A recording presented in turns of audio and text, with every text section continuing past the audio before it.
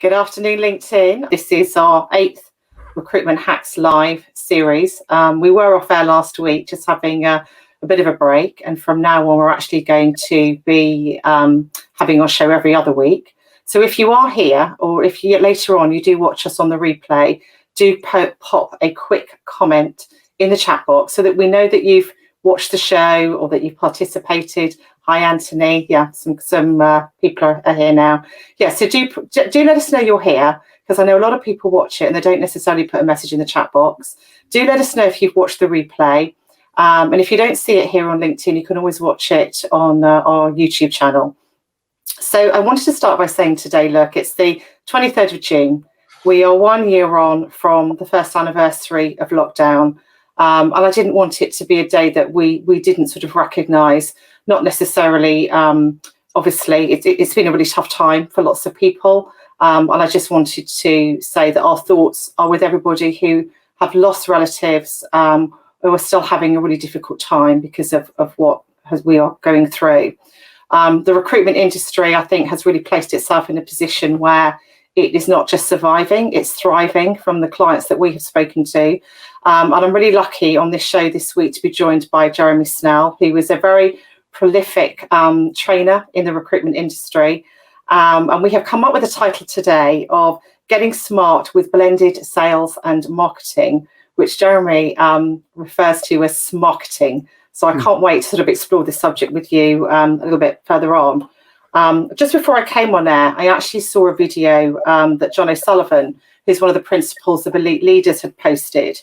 And he was doing a series with Afi Khan, who is one of the recruitment leaders who's in the Elite Leaders group. And they had said, as recruitment evolves, recruiters must evolve with it.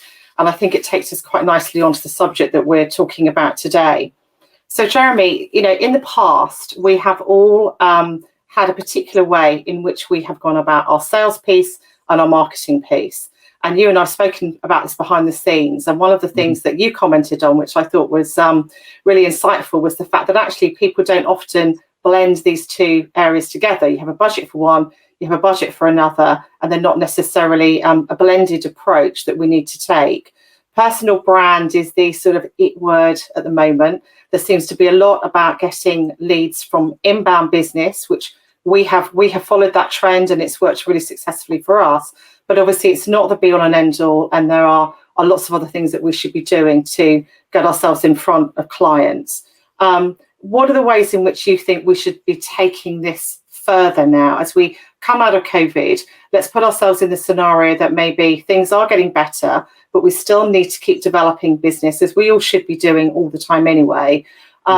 Where should we be starting? What should we be looking at in our businesses to make sure that we are blending this approach? We're using the personal branding piece, but that we're doing it successfully, because there are just so many things that we could be doing. So what should we be focusing on first, would you say? The first thing really is decide what is the purpose of anything that you're doing that is sales, marketing and branding related. And when you start to define what the purpose is, you can start to bring those three areas closer together, because they should make up the fabric of everything that you do from an operational perspective. And therefore, it should feel less and less likely that you're putting on a hat to say, I'm now in sales mode and I will do an hour of sales. And now I need to take that hat off because I'm going to write a blog article, and that is marketing. So I will now put on my marketing hat. And then I'm going to do a LinkedIn update. So I will now go to my branding hat. And if you're moving all of these hats around because you see them as being separate activities with different purpose, it starts to miscommunicate, I think, to the audience that you're looking to engage with, who you are, what you do, what you stand for, and most importantly, how you can help people. And I think that even within sales, and sales has always been the alleged engine room of the recruitment industry, right? Yeah. This is a sales business. This is a sales industry. I think we're seeing marketing becoming stronger and stronger and stronger as being the lead, and sales is supporting the marketing activity, and marketing is helping to create more engaged audiences inbound inquiries and identifying opportunities to create targeted sales-based campaigns. We're probably more now than ever, we're in a very attention deficit economy. What do you mean by that? Explain what you mean. It's very difficult to be able to capture people's attention. There is just so much noise. Yeah. And the vast majority of noise that is being created is by consumers rather than brands these days. So there's all of this noise and all of this content which is being shared, that it becomes difficult to be able to give your full attention to the content that is relevant to you, because there is just so much, and the signal to noise ratio is really weak at the moment. So because attention is so difficult to capture, there is a lot of marketing activity that businesses are doing and a lot of sales activity that businesses are doing that just fails at level one, which is, how do we capture somebody's attention so that they for a moment, they engage with the intent to actually discover something. Okay. And whether it is what we might call a branding piece of work or a marketing piece of work or a sales piece of work, we've got to start with, how do we capture the attention of the individual or the group of individuals that we're looking to actually engage with? And how do we hold it for long enough that we can build some trust so that we maintain their attention in the future? It's a bit like the chicken and the egg. What comes first, the sales piece or the marketing piece, in your opinion? I think that is so driven by who is the audience who we are looking at. What is their level of familiarity with brands? Where are they in terms of a buying cycle?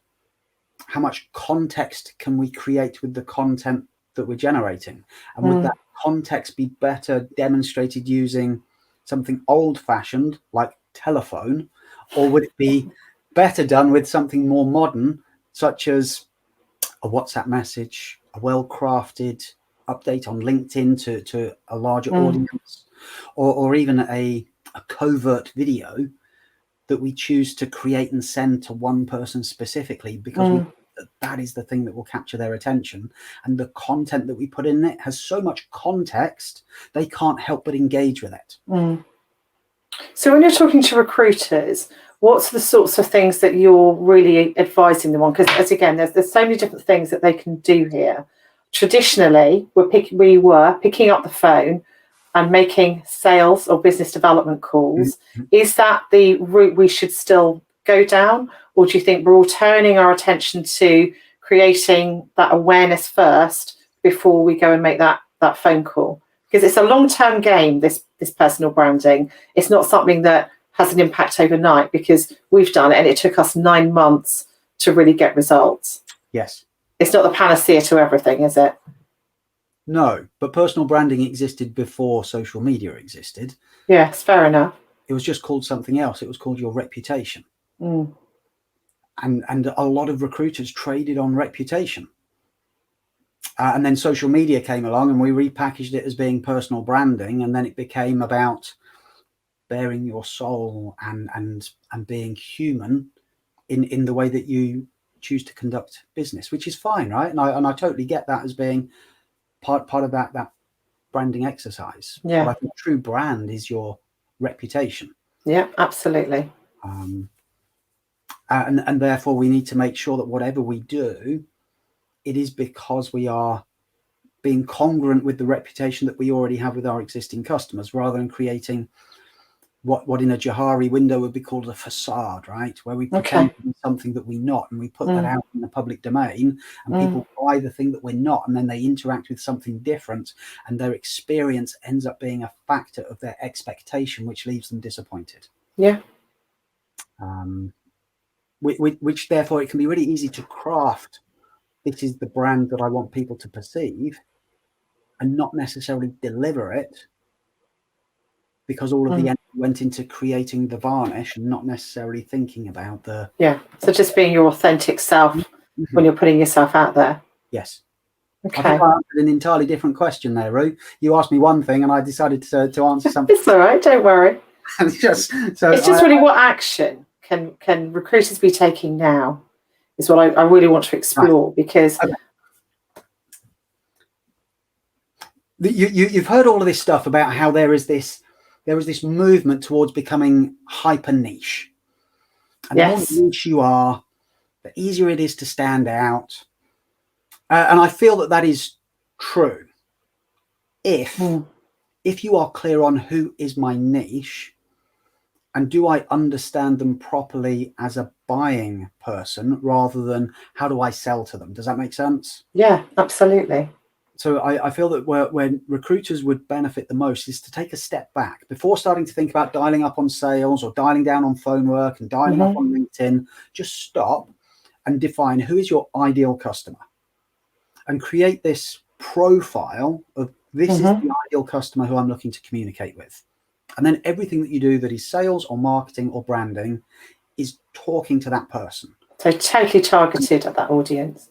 Totally. And it's a fictitious audience that you've created to say, this is the profile of that business. And these are the people who I want to resonate with. And I'm so certain that that is my target audience, that some of the content I share, other people who are not that person will just look at it and go, huh? What does that mean? Right? Yeah. I don't get that. Well, that's because you're not the ideal client avatar for me and my business. And when I ask, like in private, when I ask recruiters in private, what is your marketplace? And they say, I specialize in. And normally what they pull in tends to be either job titles or a sector. Yeah. I specialize in recruiting design engineers within manufacturing businesses. So and within that, who would you describe as being your ideal client? So they've pulled in these two niche things, which is a sector and a job title, and they've glued those together and said, that's my market. So if that is 100% of your market, within that, who is your ideal customer? The answer then begins with the word anyone. And as soon as you start to answer that question with, well, anyone who is looking to either grow or hire design engineers with a background within manufacturing. So the actual definition starts to become really ambiguous. So because the definition becomes ambiguous, all sales activity, all marketing activity, and all branding activity becomes ambiguous. And a bit vanilla. A bit vanilla, or even worse, confused. Yes. Because it's trying to communicate to anyone. Yeah, I think I can so identify with this, because I think in the past we've done this. We're trying to appeal to everyone at the same time, and so within the message, there's so many different themes that's probably why the message doesn't get across as well, and we don't get the response that we're looking for. So that's a really valid point. And we start to accept that those ratios are the way that it is. And on occasion, we might blame things that are outside of our business, like an economy or a pandemic, when actually it's just our chosen communication isn't actually striking the chord that it should with the people who we really want it to, because we're trying to be all things to all people. Yeah. And I'm sorry, I'm starting to go into one because but so clearly identifying who the ideal customer is the first step. And give them a name, right? Yeah. Give them a name and give them a background and turn them into a character, like you're going to be the director of a movie, right? So this is Mary, right? Mary is the head of the design studio for a business that manufactures medical devices that go inside people's bodies. She graduated in mechanical engineering from Bristol University and has always been interested. Do you see what I mean? And we built it, right? So then when we've scoped out who Mary is as this design manager, we then get into character and we become her, and we're like, okay, so I'm Mary, right? What are my biggest problems at work today? And then I start to think about being her, so that I then think about what is going to capture her attention. Because I'm sorry to say, what are her problems? Yeah. What are her problems? It is unlikely to be the thing that will capture her attention is another CV from another recruiter going, hey, you're in Bristol and you're a design manager and I have a design engineer who's based in Bristol. And this kind of low level, low depth matching that doesn't really do anything for Mary at that moment. Does that make sense? Yeah, absolutely. Completely. There are multiple standards of communication. The default within marketing particularly, even more so in sales, tends to be marketing at a marketplace. And when we market at a marketplace, it might be that we're showing a profile of an individual that we call a candidate. We're showing them to what we call other individuals who are clients who work in a certain sector, and we treat all of them the same. And we take that one piece of information and we send the same thing to 200 people. We market at them to see who has an appetite to hire one of those at the moment. Yeah.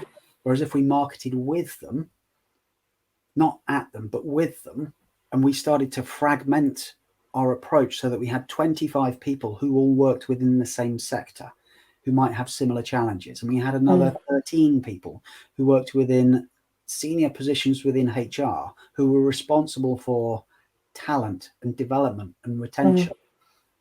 We could then market with them because we're talking the right language, that it sticks a little bit better. And then we start to get results. And that makes perfect sense. Sorry to interrupt. I know when we're doing our content for LinkedIn, in order to make it interesting, we're trying to find solutions to client or candidate problems and write themes around that. So if we're not doing it the traditional way where you're speccing in a candidate or ringing up to see if they've got any vacancies, what's that approach got to look like? Once you've realised what their challenges are, do you write to them? Do you pick up the phone and try and have a conversation? What would be the next step if you're really trying to target your top 100 dream client base? What would you do from there? I would build out a campaign to be able to nurture the relationships with those businesses, take them through a sequenced process so that a percentage of them become customers. Okay. So if we start with the number that you say, so 50. Yeah. So I do some research and I identify 50 organizations that I feel are a good representation of my ideal client avatar in terms of footprint, in terms of business plan, and in terms of products and customers. I can take those 50, I can identify the key decision makers that might give me 150 human beings who work in 50 different businesses, and then start to build out a process that blends video, email, paper-based mail shots on occasion, and telephone calls. Yes. And I will work towards making sure that I can sequence them in the right way, that they create a nurturing experience. Yeah. And it needs to begin with making sure that they feel that I have total clarity on what their potential challenges are before I even suggest the fact that I have a solution. Okay. And what we see sometimes happening is because we feel we have a solution to everybody's problems, we go out of our way to talk about our solution, which doesn't give them the confidence to know that you actually truly understand the problem. So like the early phase work has got to be about proving that you understand the problem tracks of the individuals who you want to become your customers before you start to show that you have a solution. Does that kind of make sense? Yeah, absolutely. I know in Talent Builder, you have some really unique and different ways of writing some of the emails with the headlines that you... Can you just give an example of some of those headlines that you have suggested to people who are on that platform? Because I thought some of them were not the sorts of things I would have used, but I would use now because I can see why they might resonate with my audience and therefore they might call me. In terms of like subject lines? Yeah. It's just some of your subject lines that you suggested. The hidden job market. The hidden job market is one that definitely captures the attention of the passive individuals who might be sat in your CRM system that you would call passive candidates. Yeah. 3 key challenges FDs face in Leicester is a really nice subject line to send to people, as long as they are an FD and as long as they are based in Leicester and as long as you can think of 3 reasonable challenges that those people are facing.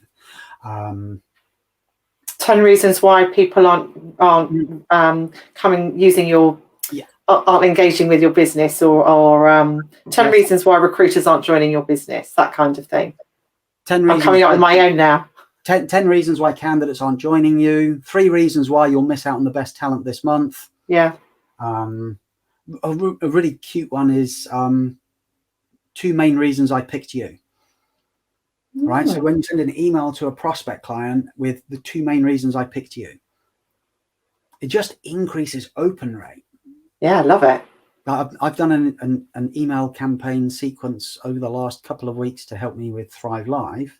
And my email open rate to what I would describe as being individuals who would be semi-aware of my brand, but not fully aware of my brand. Yeah.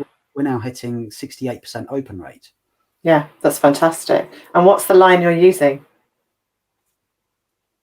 It's a secret. You want people to come on Saturday, don't you, Jeremy? I do.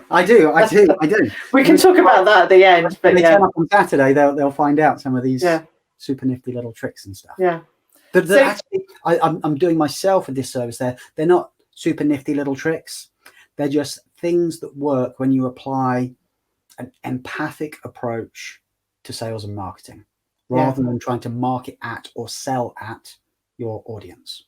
Do you think our audience, in the past, I'm sure HR directors, FDs, whoever you're dealing with, are probably used to the method that we've used in order to attract them? Mm-hmm. Do you think that they have had to change the way that they perhaps partner with recruiters? And do you think this sort of adding, we're all adding lots of value, we're adding lots of value for free. Do you think that this is something that they may have been concerned about over COVID, but do you think they're still going to be as concerned as we go back into a very candidate-driven market, and actually what they want is your candidates, or they're looking for the right candidates, and maybe they're being very particular about who they use, and they're not using every single agency, but they're trying to partner with specific agencies? Do you think their mindset's changed in terms of what they want us to do for them? Yeah, I do. I think they'll have a different expectation as to what a service offering should look like, and the level of visibility and insight that is provided throughout the entire process as to who we are representing, why we're making these recommendations, and what we can do to make those decisions easier for them in the classic places where processes slow down. There is that eternal, it feels, moment where CVs are received, and then there is that pregnant pause when it's, well, maybe I'll hear today, and I'll call them tomorrow. If I haven't heard from them tomorrow, then I'll call them tomorrow. And then we call them tomorrow and they say, oh, I haven't even looked at them yet. And that's because the task itself of looking at them requires allocation of time. And when they're really busy, that time can get allocated, but then is robbed by something else that comes up that is important and urgent. So it's unfortunately gets pushed back a little bit. And that is one of their biggest challenges, be that when they are providing CVs to an internal line manager as a stakeholder, or they're trying to make decisions themselves. And few recruiters really in their sales and marketing process talk about how do we make the decisions as to who to interview easier for you, because they've not really thought about the avatar of the person who they're sending it to think about what are their challenges in this process. So what can we do to make them look at those CVs more quickly and take notice? Prepare the ground before you send the CVs. Okay. And preparing the ground is thinking about, well, how do I create a sense of anticipation so that they are expectant of something that will be easy to digest, and therefore looking forward to the moment that they receive them. Okay. Rather than creating a sense of curiosity as to, I wonder if they found someone who's good. Does that make sense? Yeah. Like I think that some people will open those CVs and they will review them looking for reasons why they might reject them or put them on hold. And others will want them to decide, I need to find a reason why I should interview them. So that their own filtering mechanisms can sometimes prevent them from recognizing who is the right person. So how we present them, how we create anticipation, there is marketing that needs to take place through the placement process. Okay. So that when we are at, and if I say that sending CVs is step 3, if we know that we're going to get to step 3, then we need to make sure at step 1 that we have done the marketing that's required to make step 3 easier. And when we get to step 3, we're doing the marketing to make sure that step 5, which is making a decision after first interview, easier. So there's a marketing process through that. It seems obviously it's a long-term strategy, and we are in a world where everything's very immediate. It's now. Yeah. Is there anything we can be doing if we're under pressure? We need vacancies now, not in 3 months' time, 2 months' time. Are there any little tips and tricks that we can implement that might help move this process more quickly? Because you've got to be very patient to adopt this kind of strategy. Yes.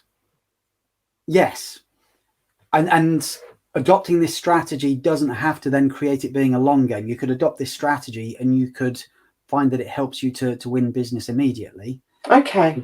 Because you're changing the purpose in your own mind as to what it is that you're seeking to achieve. Yeah. Like if I take a classic example of a very visible business opportunity that some recruiters might call a lead, right? When you see a business is advertising directly, and they've put this advert on their website and they're saying, we want one of these. All prospective candidates, send your CV and form a queue, and we will conduct interviews in 2 weeks' time. They've clearly decided that this is the best process for them to find something that they haven't got. Yeah. And maybe they have decided to trade time for money, and although it will take them longer to do it this way, it will save them a recruitment fee. Yeah. So I know that any consultant who phones that is likely to be met with, we're running our own advert. This is the decision that we've decided to follow. You're more than welcome to catch up with us in, say, 6 weeks. But at the moment, the blinkers are on and we're following this path. And I guess that there is a numbers game, that the more of those that we talk to, the more likely it is we'll find somebody who goes, yeah, go on then. Here, you can help. But if we applied a marketing process to it and we started to craft content that had context to the moment that they were at. So we had content that actually helped them to be able to follow that path. And then if they fell off the path, they would be more likely to give us the business. Yeah. So I work with consultants now who are doing exactly that with a marketing campaign to be able to track those types of processes. And they are winning more business now than when they were seeing it as being a sales moment.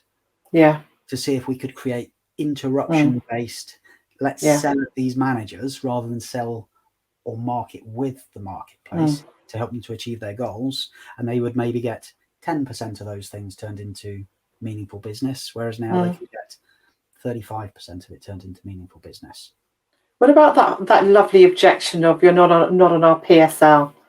How do you craft a campaign, or how do you start tackling that so that when it gets to that point, I mean, that's just such a common objection. How do you suggest people overcome that one, either through marketing or when they're actually on the call? I can only really answer that if I understand more of the ecology of who said it. Okay. When they said it. And why they said it. Does that make sense? Yes, I see where you're coming from, but I often think it's a bit of a lazy response to get rid of people.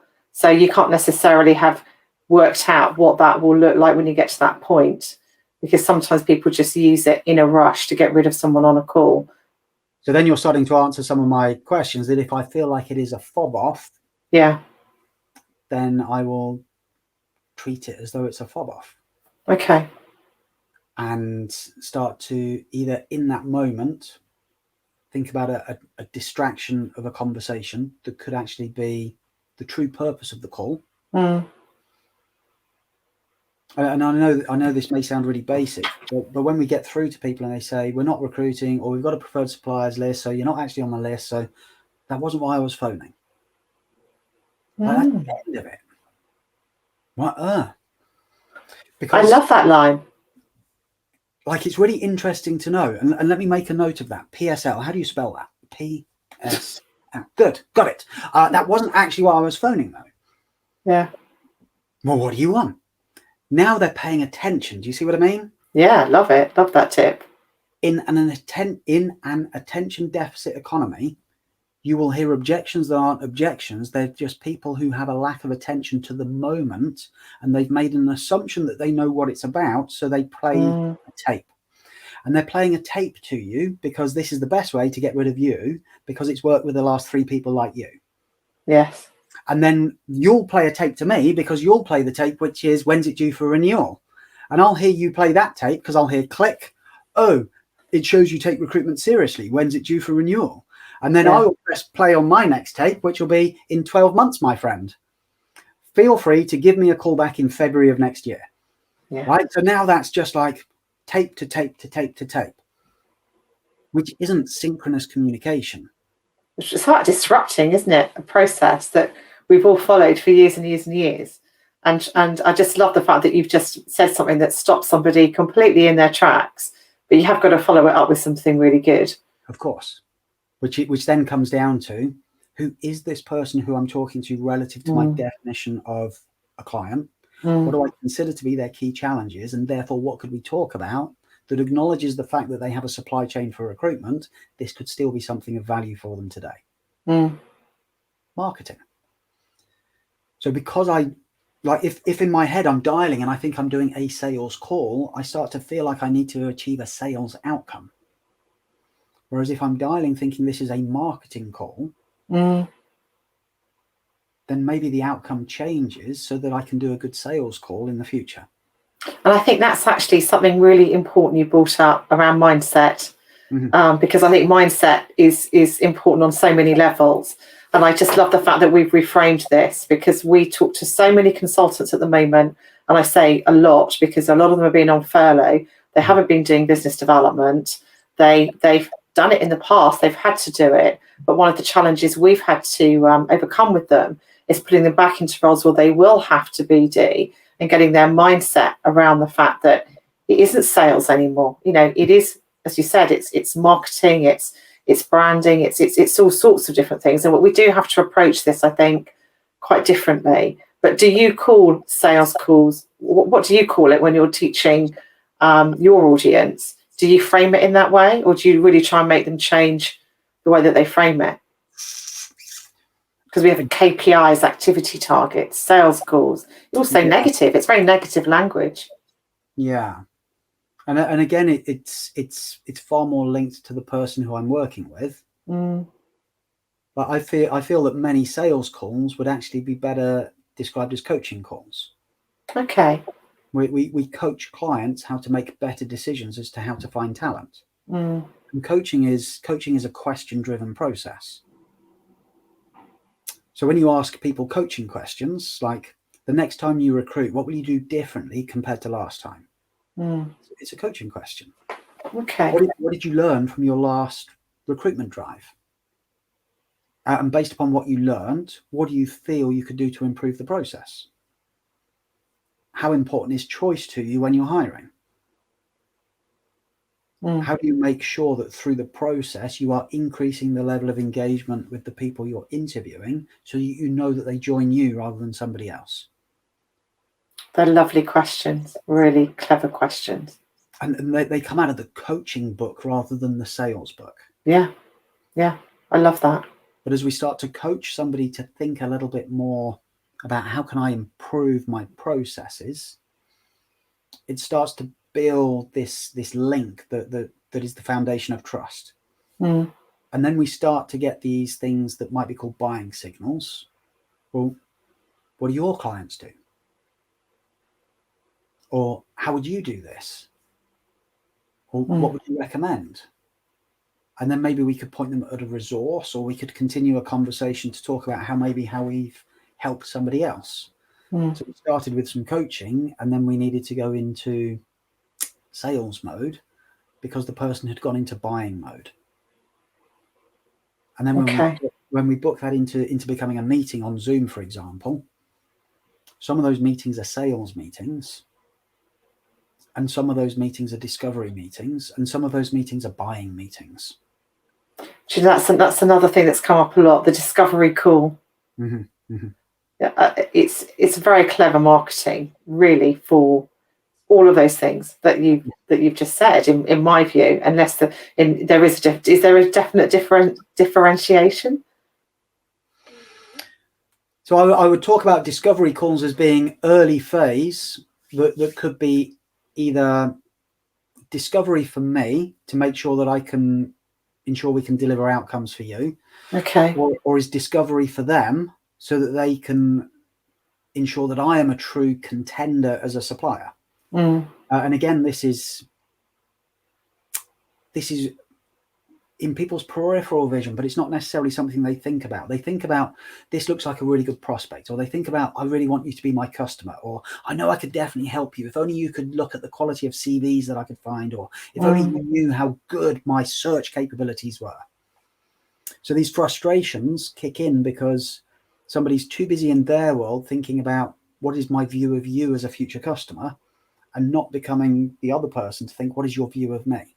Yeah. And they'll either view you as being one of three things. You're either a suspect agency. Who are you? What are you sending emails for? What do you want? Right? You're a prospect, and something might happen in the marketing process or in a conversation where they suddenly go, oh, where are you based? Right? Suddenly you've gone from being suspect to prospect. You dropped out this question that made them go, maybe you do know the marketplace. You didn't just say it, you do it. And then prospects become contenders. And it's when you achieve contender status that they are serious about you potentially helping them next time. Okay. And that's where I would say that the real sales kicks in, because marketing has got us to that place. At what point is the phone call coming into all of this? Because you and I spoke about this, the other day, and we sort of said, how relevant is the phone in all of this now? All the way through. All the way through. Wherever there is an opportunity to be able to use a telephone, you create synchronous dialogue. So everything else that we do, in my opinion, should be about creating those mutually beneficial conversations that helps both parties to feel more confident and comfortable with each other, and is embedding the idea of, you are definitely a prospect for me and I'm a prospect for you. So let's step forward and let's see each other as being true contenders, that where we can add value for each other. So if I send a WhatsApp message, if I send a covert video, if I send an email, if I put something in the post to somebody, if it's a LinkedIn update that's in the public domain, all of that is designed to work towards one outcome: good quality, mutually beneficial conversations. Yeah. And there are so many channels now. It's really, I get quite scared of all the channels, because sometimes I feel I'm missing something. There are so many. Yes. But we've had some lovely comments, Jeremy, by the way. Lucy's just said, enjoying this so much. Love the stop questions and the ideas. And Bill has just said, recruitment tools, trends, ideas come and go. All can be learned. Relationships derived from results have been, are, and always be what sets good recruiters apart from the rest. 100%. Like, there could be recruiters out there today who do not have a LinkedIn profile and they have an awesome brand, right? Because their reputation has been built through the diligence with which they have provided the experience to everyone that they interact with. I can get on quite a high horse about this, because this frustrates me, right? When people say, I'm really good because all of the companies I've made placements with tell me. So what did all of the companies who you didn't make placements with tell you? Like, what do you do to be able to do customer service with your jobs you didn't fill? What are you actually polling there from your marketplace to understand what can we learn from the jobs that we didn't fill to help us to get better in the future? And the same with candidates, right? Everyone gets testimonials from candidates who got to a certain point in a process, like second interview, nearly offered and offered. 9 out of 10 people who you talk to may not actually arrive at that point. So your brand with your candidates is built with 90% of people who don't get an interview. It's not. We should be mindful of that. Totally. How we disengage with people. Yeah. How we give people the time of day that, and it's a small minority, right? But if there are recruiters who look at a CV and go, I can't help them, and then put it to one side. It's a human being who actually chose you. And therefore, if there isn't the moment where we can think about how do we deal with that? How do we make sure that that person feels as though a door could be opened, that if they got more experience of using this technology or this tool or exposure to this thing, come back. Jeremy, this might be controversial, but do you think we spend too much time thinking about new business and not enough about nurturing what we do have? Yes. Yes. And why do you think that is? Because it seems common sense to try and get more out of what you have rather than consistently trying to get, work on the low-hanging fruit rather than the stuff that's going to take you a lot longer to nurture. It's because it's what our parents taught us. So our parents are our managers. So it's their fault then. Yeah, it's their fault. It's not our fault. Yeah. Right? But it's that. I don't know if you've ever worked in this environment before, but that time when you come into the office, imagine being in an office. The days when we used to go into an office and you'd just be like having a brew, turning on your computer, thinking about what's going to happen today. And then suddenly someone stands up and it's like, oh, here we go. Guys, we're going to have a sales day today. Are we? Yep, sales day today. 10 minutes, we'll get started. Bottle of wine for the person who can irritate the most amount of people in the market. And let's go for it at 9 o'clock. I've got 10 minutes to prepare for an entire sales day. Everything that is driven in terms of bottles of wine as prizes is linked to new business, new customers, new meetings, new jobs. Let's try and get some strangers on the bus. When we could probably grow our business by 30% if we invested a little bit more time in our existing customers and their supply chain. Probably 50% of most recruiters' future placements for the next 6 months are on their database, but they're too busy looking for fresh CVs, which really means I haven't paid attention to anyone who's on my CRM system. So that's now legacy information that I use to convince clients I've got lots of candidates, because I'll tell them I've got 50,000, but what I don't tell them is as soon as you give me a job, I start at job site. Yeah. The 50,000, they just ignore me. I've tried really hard through emails and stuff to get them to, but I've definitely got 50,000 CVs of people who ignore me, and then I've got to log in for a job board. But that's not their marketing strategy.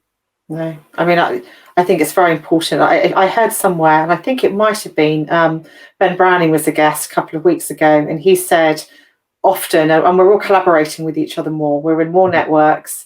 More relationships are being built over LinkedIn. And I think he said something along the lines of, when you're dealing with an existing client, why not say to them, who else do you know who has similar issues to the issues that you're having with your recruitment? Because they all know people.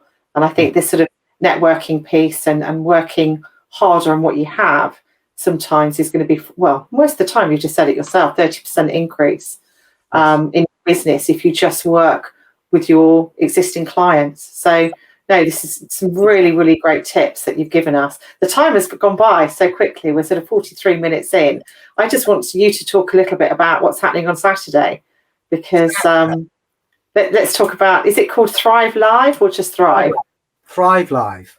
Yeah. Thrive Live is an immersive experience for independent recruiters, independent of mind, those who want to be able to have a little more control over their generation of business for the rest of 21. So I am getting everybody together for an entire day for a workshop where together we will build a marketing, sales and personal branding plan to be able to maximize on revenue opportunities from existing customers, to be able to craft a cohesive route to market, to be able to win good quality business with simple tools such as email, phone and video. Yeah. Everything we've been talking about today, but in a day's workshop. Goodie bag. How much is it? £29. And we'll put a link in this Fabulous. With the video as well. And then Talent Builder, obviously. I've been working my way through Talent Builder, which is a sort of online platform again for independent recruiters, or any recruiter actually who wants a place that they can go to help develop their skills on a range of different subjects. Totally. And there are a number of different ways that they can get the most out of it. One is they can join the community aspect of it and use the peer-to-peer learning opportunities that exist by just asking each other questions. The second is they can join me on some of the missions that are there. So if your mission is you want to win more jobs, you can join me on an 8-week mission where together we work on how to be able to map out the client universe in your market and get more leverage to be able to win jobs. Or you can use it as a just-in-time training platform. So if you want to be able to discover how to be able to craft a really good video to send to a client, you can search the content library, watch my 9-minute video on how to be able to create sales messages on video, get it done, send it to your client, and then you can email me to tell me your success. Yeah. And with all of these things, really great to learn, but make sure we take action. Lovely. Jeremy, it's been wonderful having you as a guest today. I've learned so much myself, and I hope the audience have as well. I hope people sign up for Thrive. We will get the details, as I said, in the chat, and details of Talent Builder. Any sort of last tips or bits of advice as we hopefully come out of what's been a very, very difficult, 12 months for our sector. Focus on the controllables. And within that, don't abdicate excuses to be blamed on something else. Truly look at what is in your control and then build a plan to be able to make sure that you get the most out of those things. The business is out there. Companies are hiring more and more every single month that goes by. Latent demand that exists is going to pop like a champagne cork. And that's going to happen as we go through this sequence of lockdown releases. And getting your sales and marketing plan right now will ensure that you're there with your champagne flute, catching it as it comes out as the cork pops, rather than watching everyone else drinking it on LinkedIn. Lovely. Thank you, Jeremy. Thank you so much for your time. And I will hope we'll have you as a guest again. It's been a really great session. Thank you very much. Thank you everyone for watching. As I said before, watch the replay. Join us on YouTube, and the video will be up in a few days' time. Take care. Thank you again.